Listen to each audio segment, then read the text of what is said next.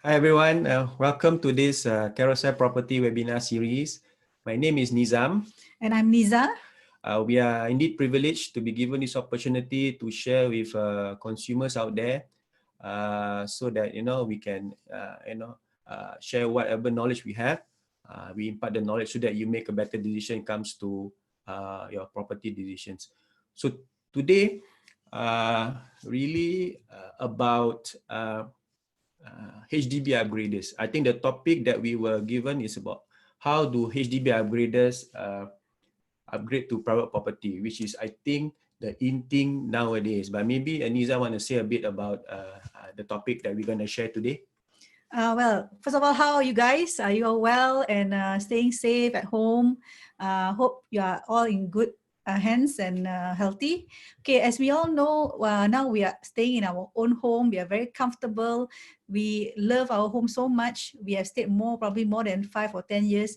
A lot of people out there we talk to are very afraid of moving out of their comfort zone. So usually when we meet our clients, sometimes they say that, even we talk about right sizing their property. Sometimes they say, we have stayed here for so long. We like the place. We don't want to move out. Okay. Kids really love here. Or can we afford or not? I mean, are you sure or not? Can we really afford buying a next property? I don't need to waste time lah. A lot of emotions that attach to their current home today. But at the end of the day, we are here to share beyond what actually most of the homeowners know about themselves. Okay. So maybe we will start with sharing. Okay, so all these things actually boils down to two kind of mindset that we see generally in everyone. Okay, especially when they are so attached to their current house. Okay, so we feel that everything our clients talk about is all in their mind. So we are here to actually open up this mind. So there's two type of mindset, is actually fixed mindset and growth mindset. Okay, now we will, I hope you all can see our screen, the share screen. Okay, as we have mentioned, the topic, how do HDB owners upgrade to private property? Like what Niza has explained earlier, it's all in the mind. Okay, I just want to have a total disclaimer here. Nothing wrong with owning a HDB. I think very important because of the fact that more than 70% of Singaporeans own HDB flats. So there's nothing wrong with it. It's just that opportunities available for those who can afford or who has the aspiration and then the means. But importantly, it's all in the mind. What do we mean by that? Okay. Before that, the disclaimer, basically what we're going to share is through our research and references that we and PropNext have done. So this is just part of the slides now. Okay, now moving forward, like what Niza has mentioned, do you as a consumer, HDB, especially those staying in HDB, do you have a fixed mindset or a growth mindset? What do we mean by fixed mindset? This is not a psychological, presentation. It's more of to see what kind of state of mind are you in when it comes to property purchase.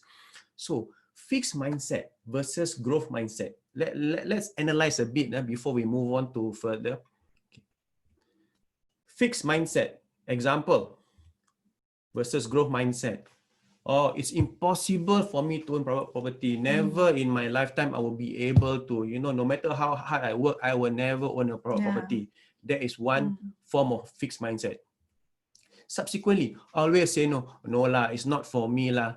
No lah, no need lah. I mean, not important lah. I don't think it's relevant lah. All these, the naysayers.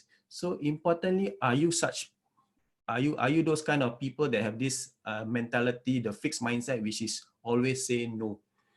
And subsequently, when it comes to property, a lot of us, me included, some time ago, need to save enough money before investing. I think this is nothing wrong, but as much as we want to save, we also have our own liabilities, our obligations. So the more we save, the more obligation we have, the more certain things are beyond our reach if we didn't plan it right. So having said that, what is the growth mindset then? Example, eager to learn and attain knowledge. Whether you can afford it, whether you know anything or what, doesn't matter. Important is to learn and attain knowledge when it comes to property. We are not here to advocate speculation or high risk investment. No, it's about attaining the right knowledge so that it is something that you can take away and ensure that you make the right decision. Yeah, basically knowing what you have now and what you can do about it for the future. Yeah. Right? Okay. Look for opportunities. Only with knowledge, my friend, you are able to look for opportunities. This is very, very important. You know knowledge, you will not be able to know there are opportunities out there for you, right? So this is very, very important when it comes to property ownership. You know, don't just buy property for the sake of ownership or for the sake of buying. That's one thing. And of course, see property as a savings plan. I think a lot of people say, how can property be a savings plan? Okay, these are things that are very, very technical. Today we'll touch a bit, but property as a savings plan very important because Nizam, actually talking about savings plan, how many of you out there actually see it as a savings plan? A lot of our clients that we talk to, they keep saying expenses. Oh, I have to pay so much per month, 1,500. In fact, a lot of the BTO owners today, they are paying monthly mortgage of 1,300, 1,500. Unlike what we used to do 20 years ago, where we are paying only $400 or $300 per month onto our property. So nowadays, a lot of homeowners out there never thought of a savings plan. They always think, oh, it's expenses. They count monthly mortgage as expenses to them. So this is something that we need to change a bit of the mindset about home ownership. Okay. So Nizam will continue on how we actually talk about this to our clients. Okay. Having said that, I think we look at it from two perspectives. Meaning, let me share the screen again. Oh, sorry. Let me just share my screen. So actually the last point is very important because a lot of home buyers or homeowners today see property as expenses. So we have to look at it. Is it really, really expenses? It depends on the asset that they are having right now and their current situation. So this is actually very tailor-made, very curated to individual needs and what they have existing. Yeah, important if you are able to see my screen, right? Okay, these are the very two fundamentals structure when it comes to whatever purchase, be it property or anything else. Logic versus emotion. You know, from the emotional standpoint, yes, you buy what you love, you feel, you know, you like and all that. But from a logical standpoint, very important when it comes to property because we look at the numbers. The numbers are very important. It's not about buying the best unit at the highest price or whatever, be it HDB or private. Doesn't really matter because if you notice, I don't have the slide here, but last 2 months in March, Pinnacle at Duxton was sold, a 5-room flat at the 17th or 18th floor was sold at 1.32 million. So is it logical or is it emotion purchase? So something that we maybe need to ask the buyer. But end of the day, these are things that we need to take into consideration when it comes to buying your property, especially the first property. Because if you start right, I'm very sure that you know subsequent property purchase, you understand why logical thinking must supersede emotion when it comes to property purchase. Now, why do people lose money in property? This is very, very logical. I mean, sorry for the pun, but it's a logical statement because failure to create a safety net. Basically this is actually tied up to our fixed mindset. Where a lot of people have a lot of fear, and one thing fear deep down inside, they're afraid if they commit anything, can they lose a lot of money in property? Because this is what the last time back 10 years ago, well, we hear about Lehman crisis, we hear about a lot of crises like SARS and all that. People are losing money. So is today the same situation?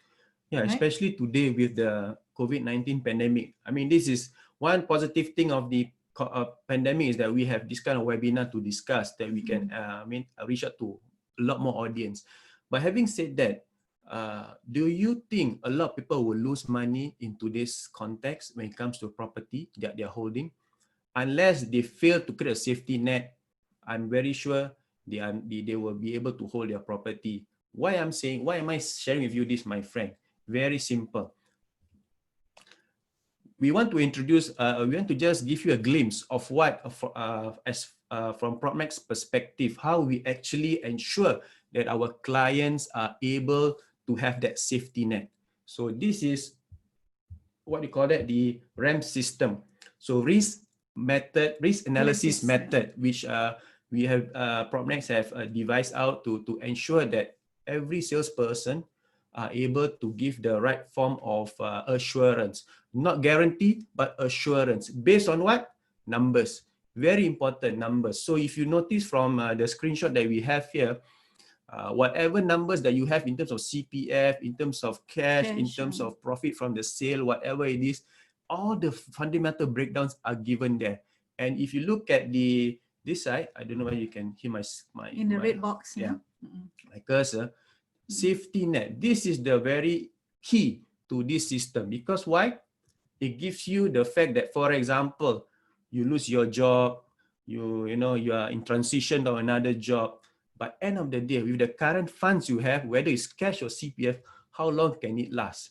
So this gives assurance. For example, in this case, I take basically the safety net is up to 8.5 years for the best case scenario, or worst case scenario, 5.3 years. Yeah. So isn't it something that you're able to plan, whether plan as well as weather the storm? For example, if there's pandemic like today, so you are not in a position where you need to do a fire sale or cut your losses, which is not what property is all about. Basically, the worst scenario, if should one of the owners or co-owners have actually been laid off from their work and all that, there's not enough income coming in, will the current CPF will able to last in terms of the mortgage payment and so on. So these are some of the calculations we actually very detailed, we do curated to individual owners out there, and we will explain to them what it happens should you have no job, how long it can last, how long you can keep the house for, and should you continue working, how long your CPF can last you for the rest of the years.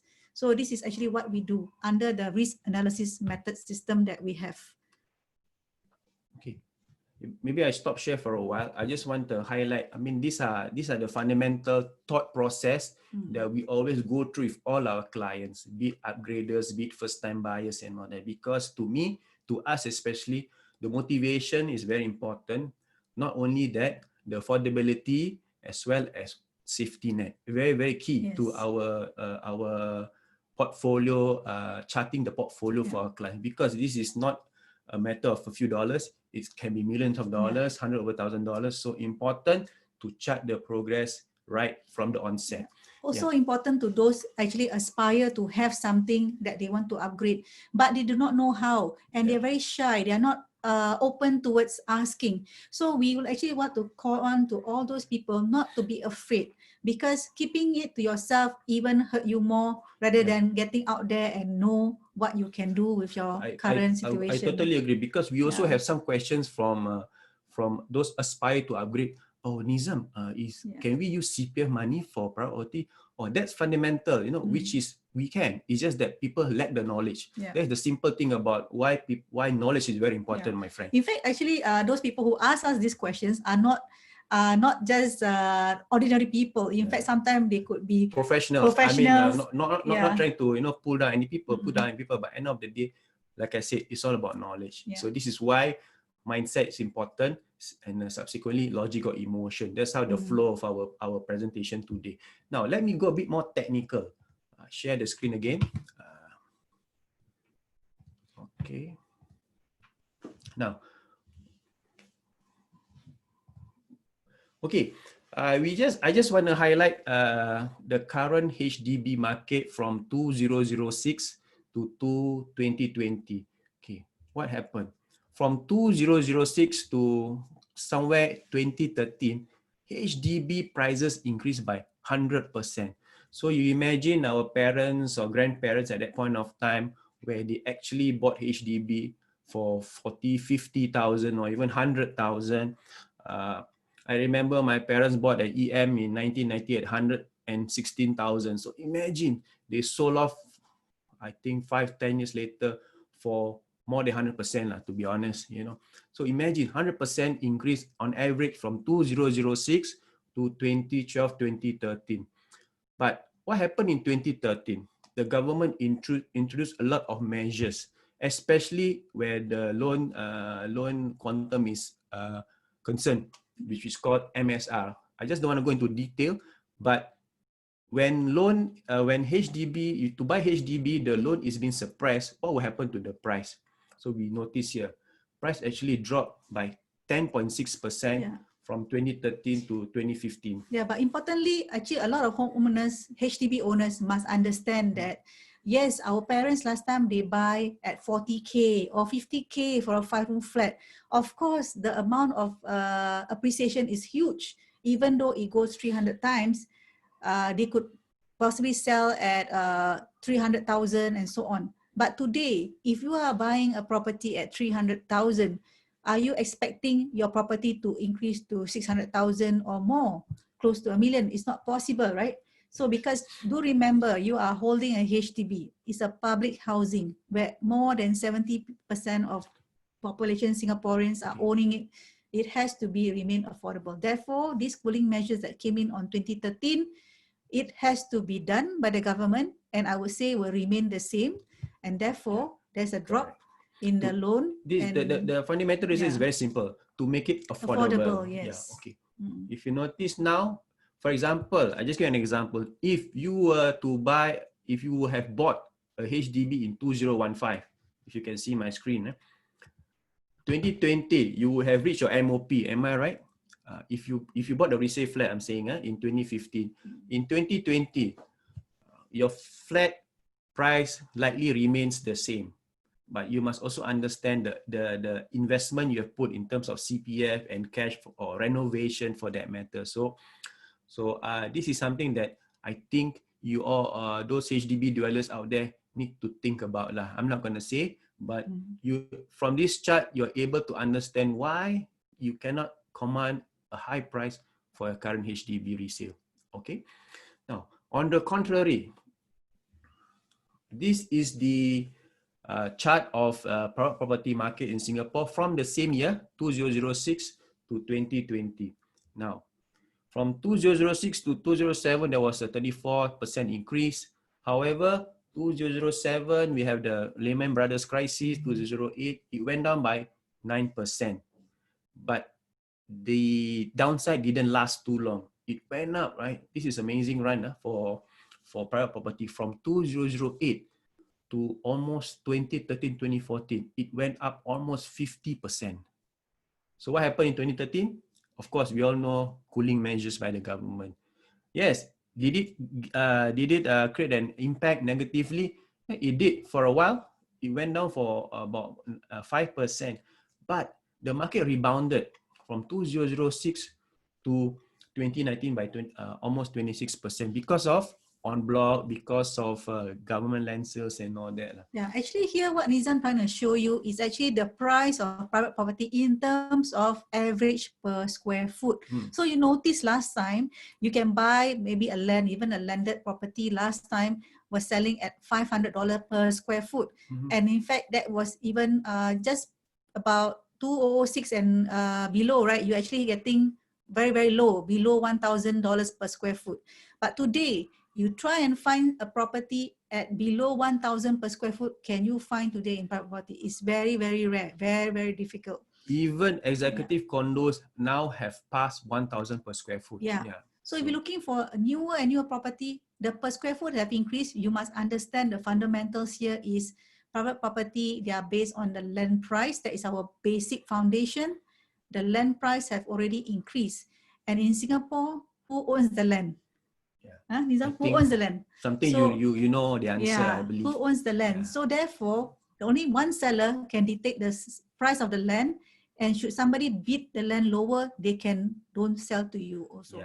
Because how, maybe share a bit, government land sale, how it works is there's a base price, there's a minimum bid price. So if you fall below, the government will not sell the land to the developer. So you know for a fact that the government is ensuring that land is what do you call that? The price of land do not just drop just like that.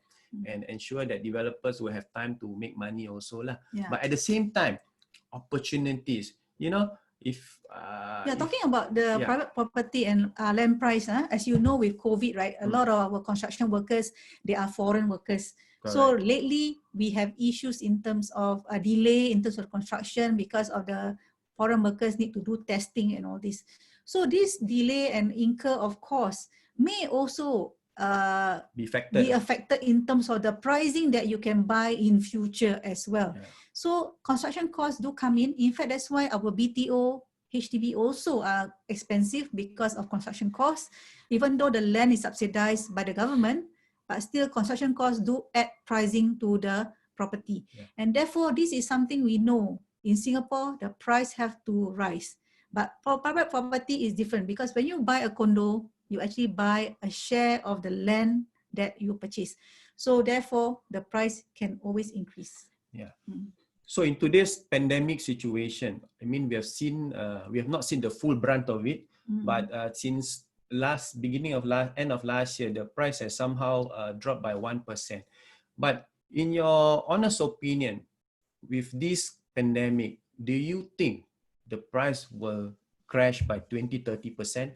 You know, what do you think? This is something we as with the right mindset will be able to look at this chart as a reference to make the right decision and know where are the opportunities, right? You imagine the previous low is always higher than the new low. Yeah. You Importantly, they buyers out there or homeowners must understand why the chart is so, what caused it to rise, what is the fundamentals behind all these downwards and upward trend.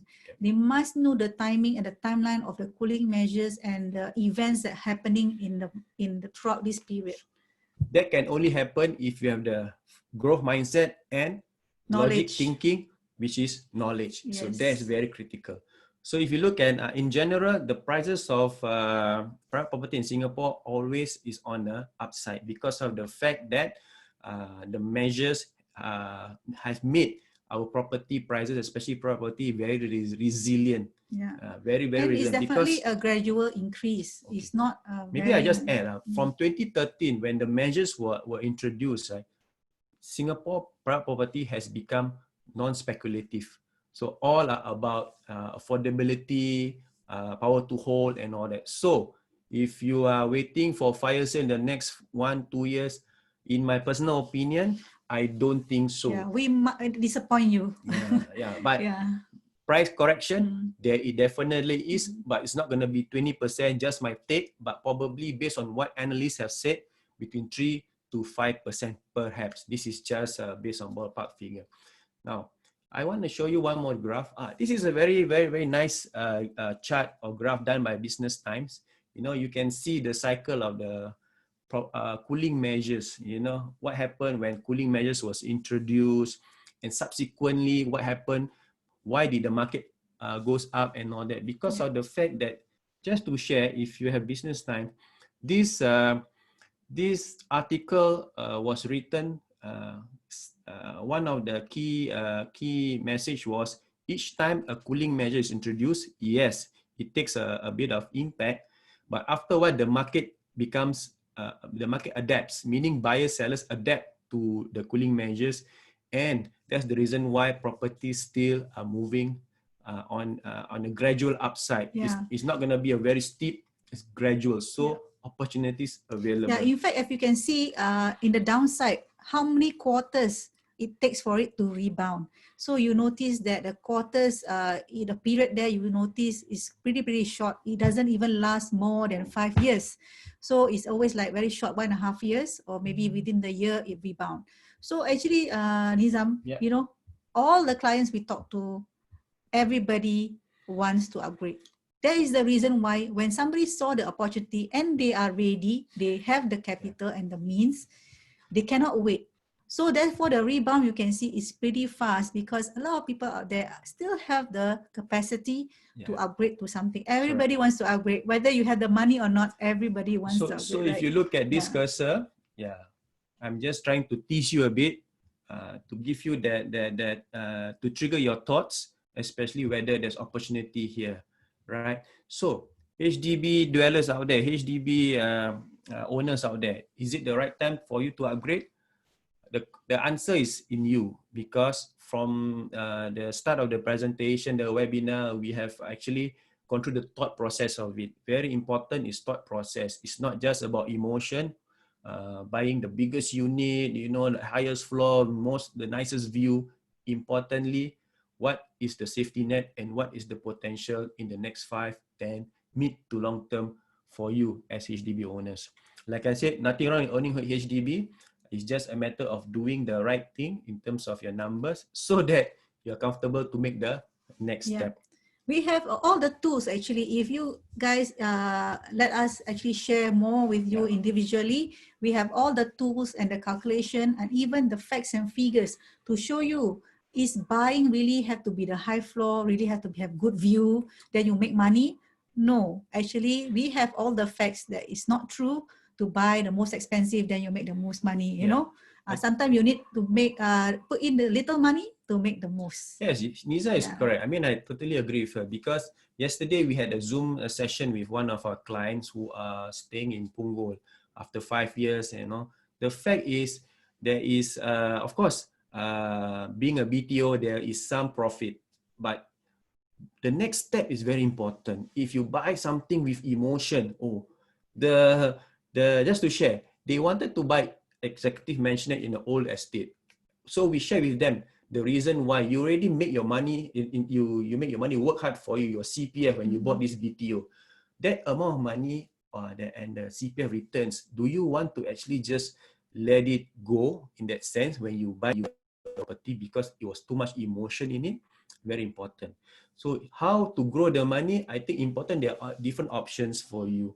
Instead of putting in the money in a big house, 30, 40 years old flat, you know, where the potential upside is maybe minimal or non-existent. So important, my friend, numbers. We are very, very particular about numbers. Because at the end of the day here, we want to educate property ownership as a savings plan for your future, for you to protect your retirement funds, for you to actually have some education fund for your children, and so on and so forth. So of course here we are sharing you all the viable options. But at the end of the day, after hearing us, should you feel that, yes, I still need to buy that maisonette, I need that because my family is 7 people, I need the space for this and that, of course we will hear you out. But importantly, you hear us out too. Yes, that's important.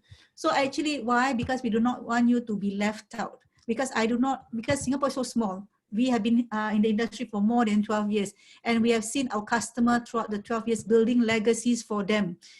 And we've seen their children grow and owning more properties after our education. So we still feel we need to share with you. Then what is the action you need to take? We leave it to you after you hear us out. Okay, why am I sharing with you, my friends? It's very important. Very important concept about property ownership in Singapore is very important is mindset. Like we have discussed about whether you have a fixed or a growth mindset. So this is something probably if you're husband and wife, you know, you need to sit down and think about it. Give yourself time to bounce ideas. And whether knowledge in terms of property market, in terms of the trends, not coffee shop knowledge. I think no wrong or right talking, getting information from the coffee shop or coffee shop talk for that matter. But importantly, verify the sources. Important, the most updated knowledge and relevant to today. Of course. End of the day, also get the right information and advice from the right professional. Logic versus emotion. I think we have discussed this quite extensively, how logical thinking can save you from losing money when it comes to property ownership. We need to balance out that, because a lot of times when we talk about property, it's more a lot of emotion coming from our clients. So we need to actually strike a balance. We are the logical one coming in, while to balance out your emotion. I don't mind being the bad guy when it comes to property decision, because end of the day, for me, numbers important. You know, it's not about, you know, having the biggest unit, you know, the most renovated unit, whatever it is. No, it's about the next step. And of course, retirement, which we will, you know, we don't have time to talk about retirement, but retirement is important. Safety net, that is also key, like what we discussed just now, the RAM system that we have in PropNext to allow you to be assured that you have this reserve fund for the next 5, 10 years, so that in any case, in adversity, you lose your job or in transition or whatever it is, you are still able to hold the property. Savings plan, if you have invested or bought the right property at one point of time where you need to cash out or you need to downgrade because your children have grown up and have their own family, you know for a fact that your property has worked hard for you, and you can actually earn the rewards from having to hold that property for some time. Importantly, where you are today, do you know where you stand? At what age today? If you are 30, if you are 40, what do you want to achieve when you reach 62 or when you reach 80? Are you able to have some kind of savings that will ensure security for you and your family? So we are here to actually allow you to have a delay gratification through savings, through the property, and then at the end of the day, when you're 62, when you're 80 years old, you find such a huge gratification because you have done and planned early at this age. Okay, maybe we share a bit of some of our clients that have HDB upgraders. So these are just some of our clients that have bought Northwave EC in the past, which was TOP last year. They have actually, gone through the RAM system. Initially skeptical, initially say, no lah, I will just buy a bigger HDB. No, but we actually convinced them through numbers, not through emotion, through logical thinking. And now you can see the smiles on their faces. I'm very happy to share. Well, this. they initially, like most of the people, they are fearful. They are so, nervous breakdown and cannot sleep, But once we have all the numbers and the plan for the next 5 or 10 years, they know when to enter and exit. Okay. These are another quite recent one. Jovel and Tapestry, another HDB upgraders, the Tapestry family is not young. They are almost late 40s, but through our RAM system, they saw that, to be honest, they could possibly, their reserve fund is up to 8 years. Can you imagine? Because of their strong CPF. So these are things that very unique to every individual, every family. So important to do this analysis before you actually do anything or take any action. And of course, quite recently also, Treasure at Tampines and LaQuest. These are all HDB upgraders, To be honest, one of our Treasure at Tampines clients are retirees. So imagine, it's not just about the young ones, the mid. It's all about how you can actually even further grow your retirement account, retirement fund. This is how we actually analyze for them. We do have clients even at 50 or 55, just about retirement. Okay, we will look into their current asset and see how we can actually swap a property to a better asset. And then they can actually extend their retirement plans further.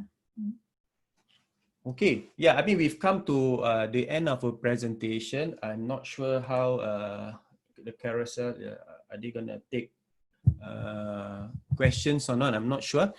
But of course, feel free to find us in Carousell, especially under Nizam, in Facebook and all that, so that, if you have any queries, no obligation. I think important to understand your numbers so that you are more assured. We will advise you. To me, personally, if I'm not comfortable, you're not going to be comfortable.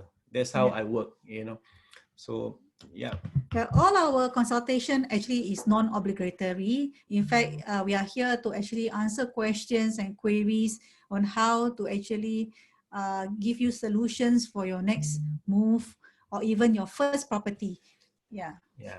So, Carousell team. So, I mean, we are good. We are more than happy to take questions if it's permissible, if allowed.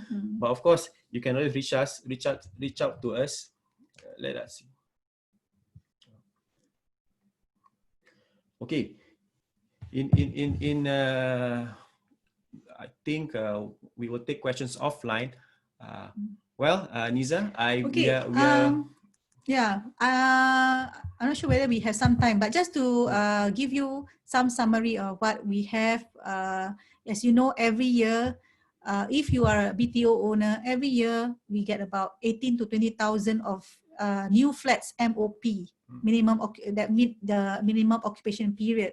So out there, if you are selling your property, you are nearing 5 years, you have to start looking and planning what is your next step, because you will be competition with easily 18,000 units that have MOP every year, and so that will actually affect the pricing of your property, because we feel the highest price will be at the most demand, which is at the newest, the tip of 5 years. Before we end, we also want to reiterate that there's nothing wrong in owning a HDB, but you need to also plan it to strategize so that your retirement is taken care of. No wrong about upgrading to HDB, from HDB to HDB. There's nothing wrong. We just want to make sure that you don't get the wrong impression. But most important, give yourself a chance based on your income, your affordability, your numbers, and all that, to see whether you have the means to actually upgrade yourself to a private property. Not for lifestyle, not for whatever it is, but more for as a savings plan. Very, very important. And with that, we have come to the end of our webinar. Yes. Thank you, Carousell, for hosting this for us. It was awesome. And we really enjoy ourselves. I know I talk a lot, but this is me. So anytime, please reach out to us via Carousell, and hope to have this kind of engagement further in the near future. Thank you.